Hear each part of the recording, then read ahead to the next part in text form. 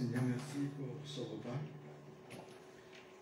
Merci parce que tu nous rappelles que tu as donné ta vie pour chacun de nous. Merci parce que, au travers de ce sacrifice, tu nous montres combien nous avons de la valeur et tu pries à tes yeux. Qu'en retour, nous soyons reconnaissants et conscients de ce que tu as fait pour nous. Et que tu mettes en nous ce désir de te mettre au centre de nos vies, que vraiment tu prennes la première place et que nous soyons ces témoins fidèles que tu désires que nous soyons auprès de nos concitoyens.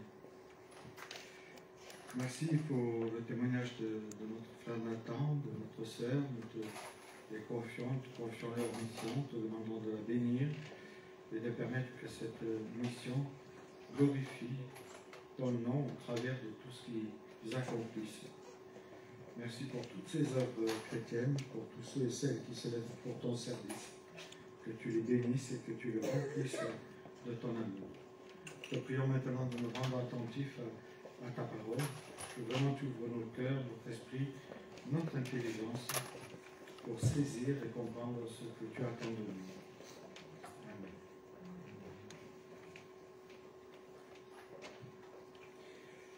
Voilà, si je vous posais la question, quel est le plus vieux métier du monde?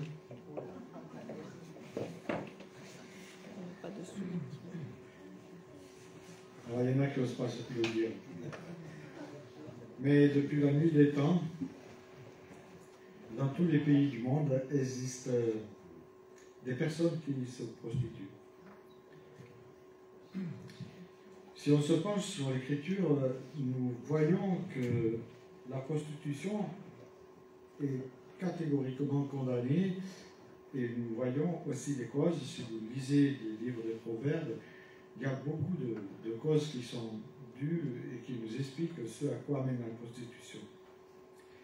Nombreux sont les passages de l'Écriture qui mettent en lumière des prostituées. On se demande bien pourquoi Dieu veut mettre en lumière des prostituées. Il y a plusieurs exemples qui se trouvent, que ce soit dans l'Ancien Testament, où on retrouve l'histoire de Judas et de Tamar, cette femme qui voulait à tout prix avoir une descendance dans Genèse 38 et qui va se prostituer. L'histoire n'est pas très belle, mais bon, voilà. Et puis, il y a celle du prophète Osée, dont Dieu va lui demander de se marier avec une prostituée. C'est une histoire très intéressante. Et puis dans le Nouveau Testament, nous voyons que Jésus est en contact avec cette femme pécheresse quand il est chez le pharisien Simon. Et Simon commence à avoir un regard un peu de travers sur Jésus, sur cette femme qui est à ses pieds. Il pense que c'est un scandale, il a ce regard accusateur envers cette personne. Je me rappelle, il y a quelques années, on était avec des jeunes de l'équipe de nos gens. On avait un bus de 9 places et on était sur une route et je savais que sur cette route, il y avait chaque fois une femme qui était là, qui se prostituait. Et donc je leur dis, on s'arrête et on va lui parler. Non, tout le monde va nous voir. J'ai dit, on va lui parler de Jésus, c'est pas un problème. Et donc on y a parlé de Jésus, on lui a donné un évangile. Et la semaine d'après, elle n'était plus là. Et donc on a prié pour que cette personne puisse rencontrer le Christ. Et nous, en tant que chrétiens, quel est le premier regard qu'on pose sur une prostituée, sur des personnes qui se prostituent? On a eu à accompagner des personnes, des garçons qui se prostituaient, et je vous assure que c'était terrible ce qu'ils nous racontaient. Souvent, on peut avoir un regard un peu comme Siméon, un regard accusateur, un regard qui juge, et pourtant.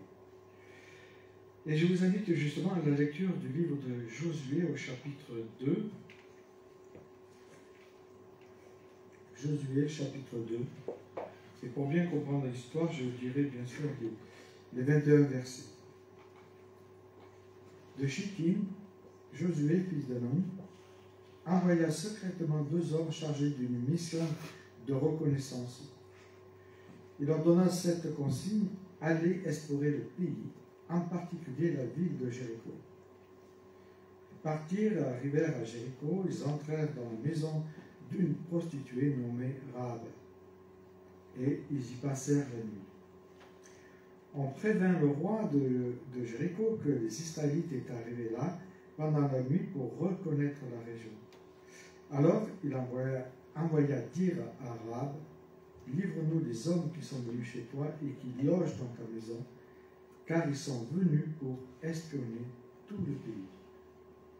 Mais la femme amena les 2 hommes et les cacha, puis elle répondit au soldat: effectivement, des hommes sont venus chez moi, mais j'ignorais d'où ils étaient. Et comme on allait fermer la porte, ils sont repartis à la tombée de la nuit. Je ne sais pas où ils sont allés. Dépêchez-vous de les poursuivre, car vous pouvez encore les rattraper. En fait, elle les avait fait monter sur le toit en terrasse de sa maison, elle les avait cachés sur un tas de tiges de lin qu'elle avait rangé là. Les envoyés du roi se lancèrent à leur poursuite sur le chemin qui mène au gué du Jourdain. Dès qu'ils eurent quitté la ville, on referma la porte derrière eux. Rahab monta sur la terrasse et vint trouver ses hôtes avant qu'ils ne se couchent.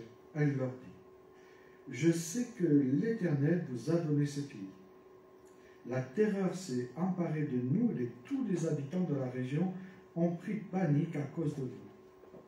Car nous avons entendu que l'Éternel a mis à sec les eaux de la mer des roseaux devant vous lorsque vous êtes sortis d'Égypte. Nous avons appris comment vous avez traité les 2 rois des Amoréens, Sion et Og, qui régnaient de l'autre côté du Jourdain, pour les vouer à l'Éternel en les exterminant.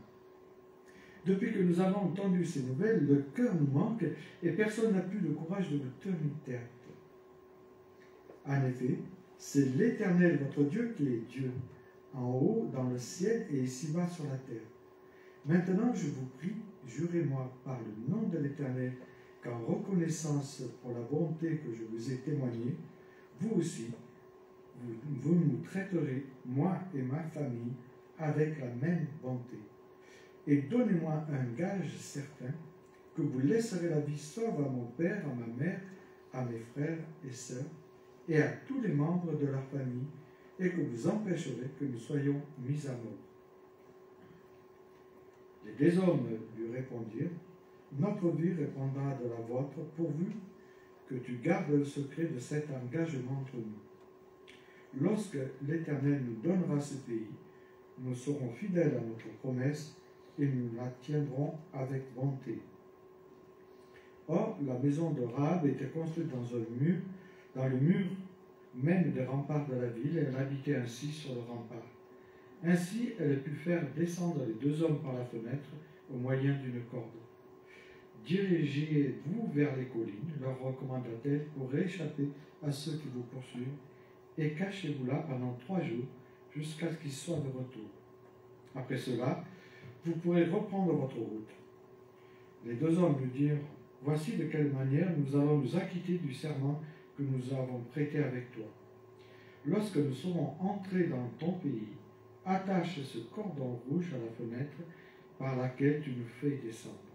Puis, réunis dans ta maison ton père, ta mère, tes frères et toute ta famille. Si l'un d'eux franchit la porte de ta maison pour aller dehors, il sera seul responsable de sa mort. Nous en serions innocents. Par contre, si l'on porte la main sur l'un de ceux qui seront avec toi dans la maison, c'est nous qui porterons la responsabilité de sa mort. Toutefois, si tu divulgues cet engagement entre nous, nous serons dégagés du serment et que nous avons prononcé entre toi et nous. Elle répondit d'accord, que les choses soient comme vous l'avez dit. Puis elle les fit partir, ils s'en allèrent. Aussitôt, elle attacha le cordon rouge à sa fenêtre. Les deux hommes gagnèrent les collines, s'y tirent cachés pendant 3 jours, jusqu'à ce que la patrouille lancée à leur poursuite soit de retour. Elle avait battu toute la région le long de la route sans les trouver. Alors les deux hommes firent demi-tour, descendirent les collines et traversèrent le Jourdain. Ils vinrent trouver Josué et lui racontèrent tout ce qui avait été constaté. Certainement, l'Éternel nous a livré tout le pays, lui dirent-ils, car déjà toute la population est prise de panique à cause de nous. Voilà une histoire remarquable que le Seigneur nous a laissée dans l'Écriture.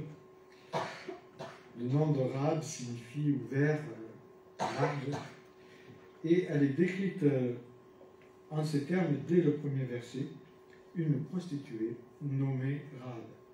C'est intéressant qu'on nomme son nom, parce que d'habitude, quand on veut mettre sous silence quelque chose, on ne nomme pas le nom de la personne.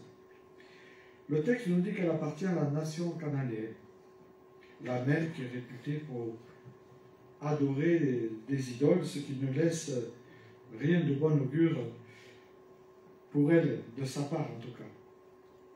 Il s'agit, comme le disent les Hébreux, d'une zona, c'est-à-dire une femme qui vit du commerce de son corps.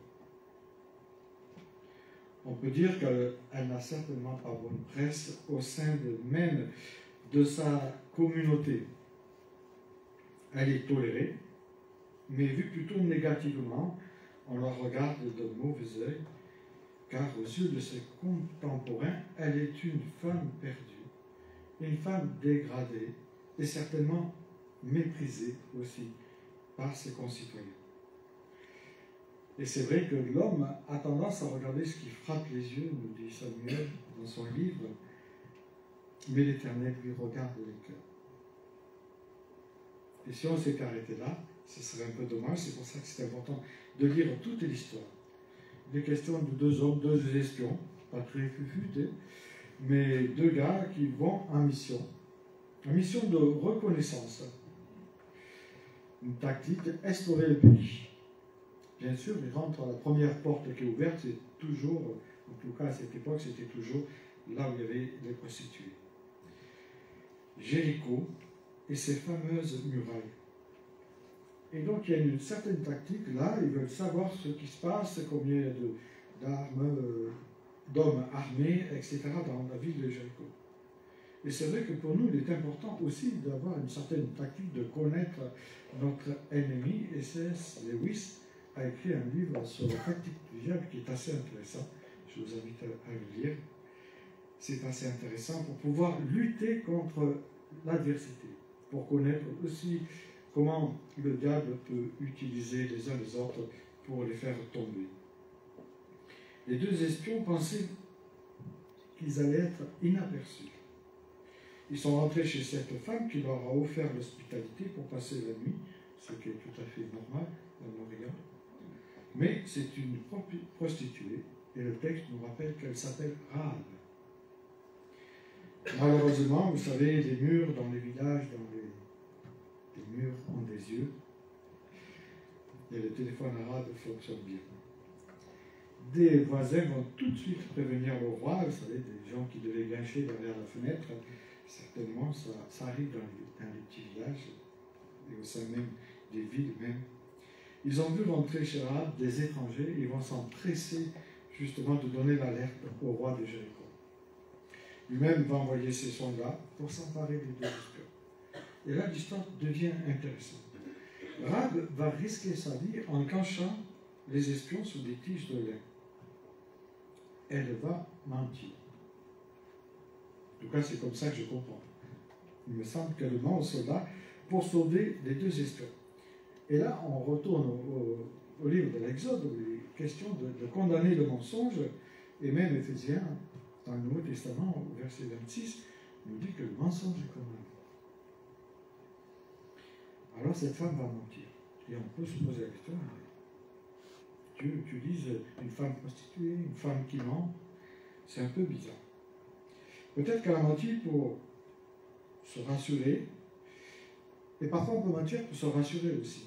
Dans une situation un peu complexe, des demi-mensonges, un peu comme Abraham, vous savez, c'est ma sœur, la pauvre, sa pauvre femme. On pourrait dire qu'elle n'est pas la seule à avoir menti dans l'Ancien Testament, et on retrouve beaucoup de personnages qui ont menti et dont Dieu les a étudiés. Ça ne veut pas dire que nous devons mentir pour que Dieu nous utilise. Mais je reviens à cette histoire de Corrie ten Boom, qui, avec sa famille, avait l'habitude de cacher des juifs et les cacher dans une cave accessible par une trappe recouverte d'un tapis qui était au milieu de leur salon. Bien sûr, là aussi, les murs ont des oreilles et ils ont été dénoncés. Et les Allemands sont rentrés chez eux et ils leur ont demandé où étaient cachés les Juifs dans la maison. Et je trouve que la famille ne s'est pas démontée. Ils ont répondu, oui, ils sont tous sous la table. Les Allemands ont soulevé la nappe. Sous la table, il n'y avait rien. Mais c'était justement plus bas. Ils ont soulevé cette nappe et ils sont repartis furieux d'avoir été attrapés. Ils ont quitté la maison. Pourtant, Corrie ten Boom et sa famille avaient dit la vérité et Dieu a permis que ces Juifs ne soient pas retrouvés. Donc c'est juste pour faire une parenthèse avec le mensonge, comme on aurait tendance peut-être à se dire « Ah ben oui, le Rahab a menti, Abraham a menti, etc. » Donc voilà, c'est ça, ça remet le cadre sur le mensonge. On n'est pas obligé de mentir pour s'en sortir. En tout cas, Rahab fait preuve d'une certaine habilité puisqu'elle va convaincre les soldats pour qu'ils partent sur une fausse piste. Ce qui est sûr, c'est que les soldats semblent avoir été satisfaits de sa réponse, puisqu'ils vont tout de suite partir à la poursuite de ces soi-disant espions. Peut-être que Rahab pensait que la fin justifiait les moyens. Et parfois, dans le mensonge, on peut penser que la fin justifie les moyens. Ce qui est sûr, c'est que Rahab était bien informée, car elle sait que Yahvé a livré le pays d'Israël et que tous ses compatriotes sont terrorisés par la venue d'Israël. Mais le texte nous dit qu'elle va au-delà de l'accueil et d'une simple information. Elle est, et elle affirme au verset 21, au verset 11, pardon, si vous regardez bien, elle affirme sa foi. Elle reprend ce texte de Deutéronome 39 qui dit « Le Seigneur votre Dieu est Dieu dans le ciel haut et sur la terre en bas ». Une parole qu'on apprend en Israël. En fait, c'est une certaine confession qu'elle fait à ces deux espions. Une déclaration. Cette déclaration qui est déjà dans le texte de l'Ancien Testament. Et on pourrait se poser la question, mais la foi vient de ce qu'on entend. Ce qu'on entend vient de la parole de Dieu. L'apôtre Paul nous le rappelle. Ensuite, on voit qu'elle va négocier avec eux en leur proposant une alliance. Elle veut une certitude, et c'est pour ça qu'elle établit cette alliance avec eux. Si elle a fait preuve de loyauté envers eux, ils doivent eux aussi faire preuve de loyauté envers elle et toute sa maison et son père. Vous voyez, Elle met toute sa tribu dans la maison, elle veut sauver toute sa tribu. C'est assez intéressant. Ce qui pouvait paraître comme une trahison, ça peut nous paraître comme une trahison, pour nous aussi. En fait, je crois que c'est un choix réfléchi et mûri, une conviction profonde d'engagement qu'elle a envie de prendre.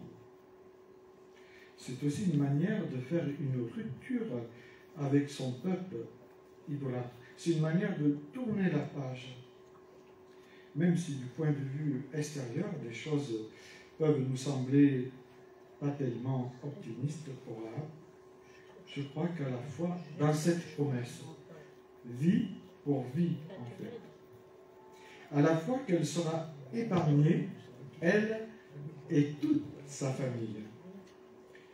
Et ça rejoint le texte de Acte 16, 31, où il dit « Crois au Seigneur Jésus, et tu seras sauvé, toi et ta famille. » Et là aussi, nous avons une promesse qui nous est adressée. Et on peut se poser la question, pourquoi ce Dieu qu'elle n'avait jamais connu auparavant lui ferait-elle une telle faveur? Pourquoi aurait-il pitié d'elle et de sa famille, plus que des autres personnes de Jéricho? Eh bien, je crois que c'est tout simplement à cause de la promesse qui a été faite. Un peu comme pour nous, dans Jean 3,16, quand il est question que quiconque croit en Christ a la vie éternelle, c'est une promesse que Dieu nous fait. Elle est au présent, et cette promesse nous concerne aussi.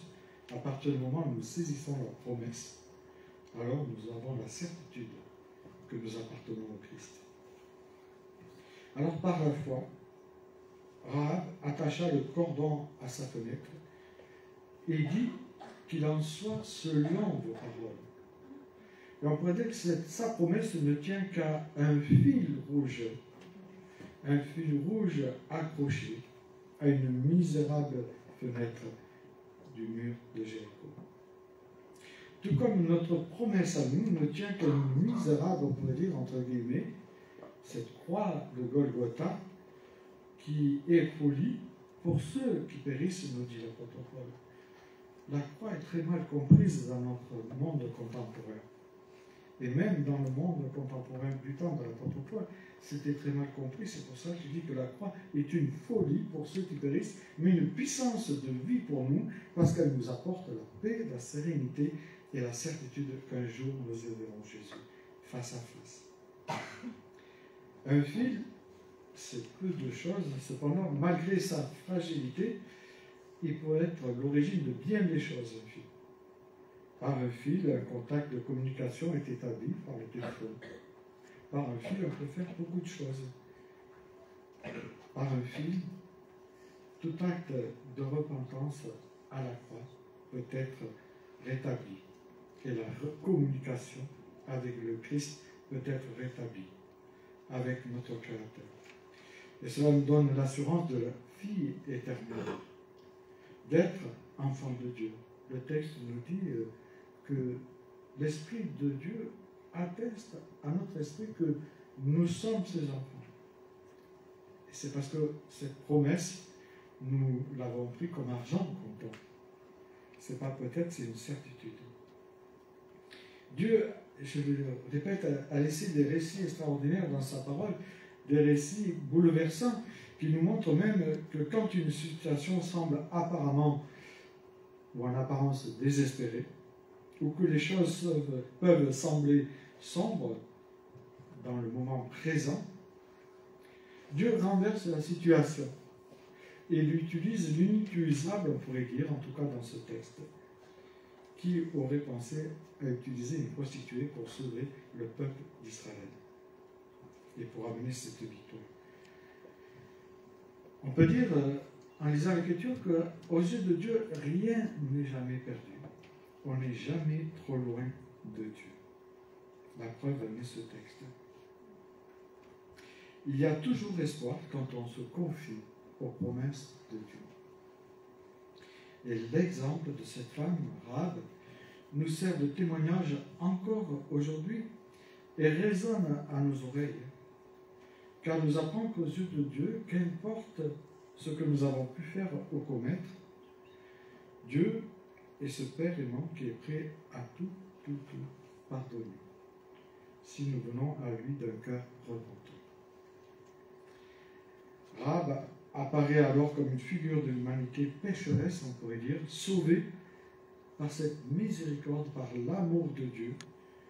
Et Dieu peut utiliser souvent, on le voit dans l'Écriture et même dans nos vies, la faute des hommes ou des femmes pour parvenir à son plan, à son but. Ce qui est beau, c'est que quand on prend l'histoire de Rahab, elle ne s'est pas laissée accuser par son passé. Et parfois, on peut se laisser accuser par le passé. Elle n'est pas restée paralysée par le passé. Et nous-mêmes, on peut être paralysés par notre passé, par ce qu'on a fait. Elle ne s'est pas laissée rattraper par celui-ci. Et nous-mêmes, nous pouvons nous laisser rattraper parfois par notre passé. Mais elle a su jeter ce passé derrière elle. Et elle a su aussi se blottir dans les bras de l'Éternel. Elle a compris que le cadeau est une grâce et que Dieu n'attend rien de nous si ce n'est que de venir à lui d'un cœur repentant. Alors on peut dire qu'au travers de l'Écriture, aux yeux de Dieu, personne n'est disqualifié. Et notre sœur, justement, a parlé de ces jeunes, on pourrait dire, en marge de la société, qui ont pu entendre l'Évangile et qui sont venus dans une église parce qu'ils ont osé les inviter. Et je dirais que personne ne peut être disqualifié. La preuve en est Rahab, qui a été l'instrument de la victoire du peuple de Dieu, il ne faut pas l'oublier.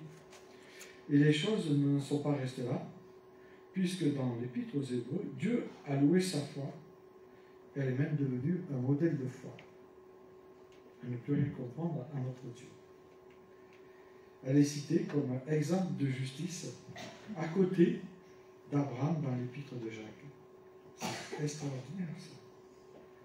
Et je dirais la cerise sur le gâteau, elle a fait partie des ancêtres de Jésus. Dans sa généalogie, nous voyons Salmon engendra Boaz de Rahab, Boaz engendra Obed de Ruth, et etc. Quel parcours extraordinaire pour une femme qui semblait perdue.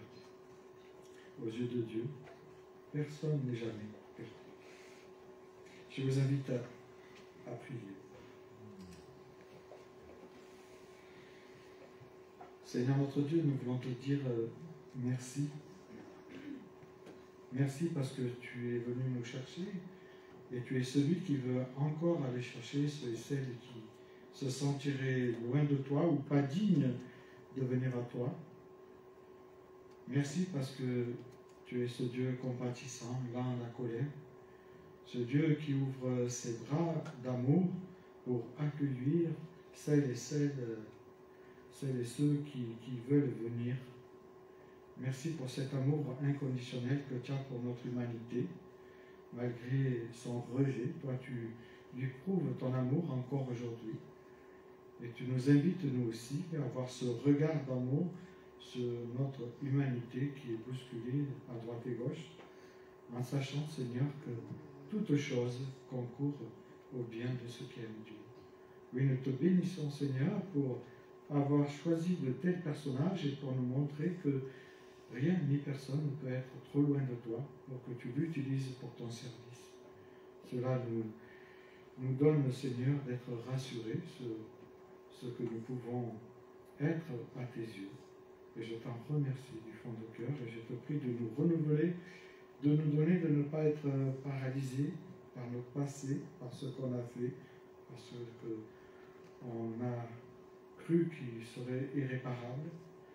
Merci de nous rappeler qu'à tes yeux, Seigneur, si nos péchés sont comme le cramoisi, ils deviendront blancs comme neige.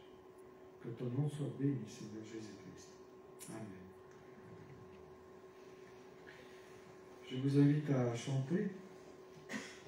Je vous laisse le choix de reprendre un chant. Et pour reprendre ce chant, nous allons nous lever.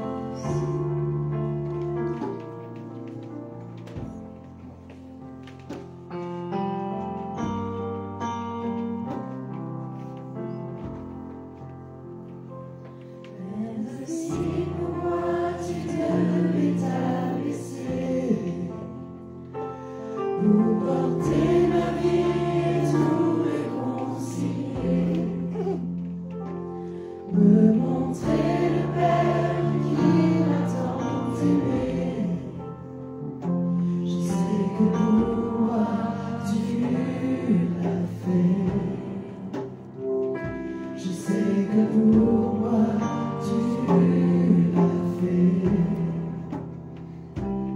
Même si tu devais quitter toute gloire, venir t'incarner, épouser notre histoire, au cœur de chaque homme déposer l'espoir. Je sais que pour moi tu l'as fait.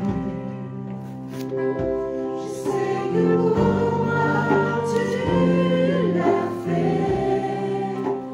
Car mon Dieu, tu as toujours ses promesses, le courant de tendresse. Voici quel est mon Dieu, car il fait toutes choses nouvelles. Sa grâce est éternelle, il a ouvert les cieux. Voici quel est mon Dieu.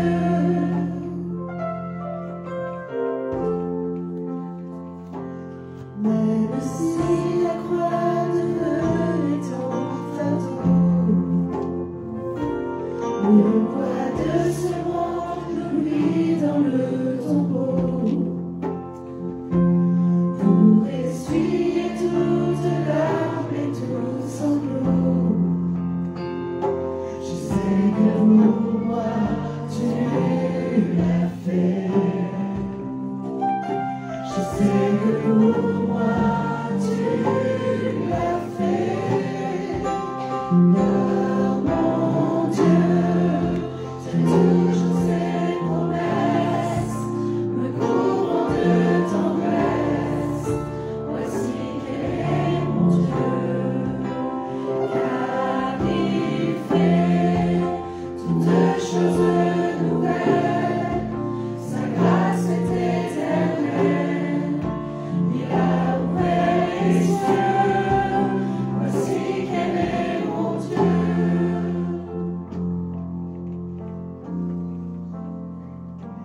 Même si ta vie devait être oubliée,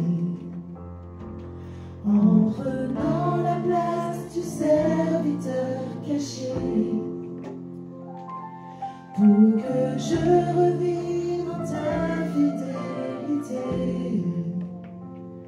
Je sais que pour moi tu l'as fait.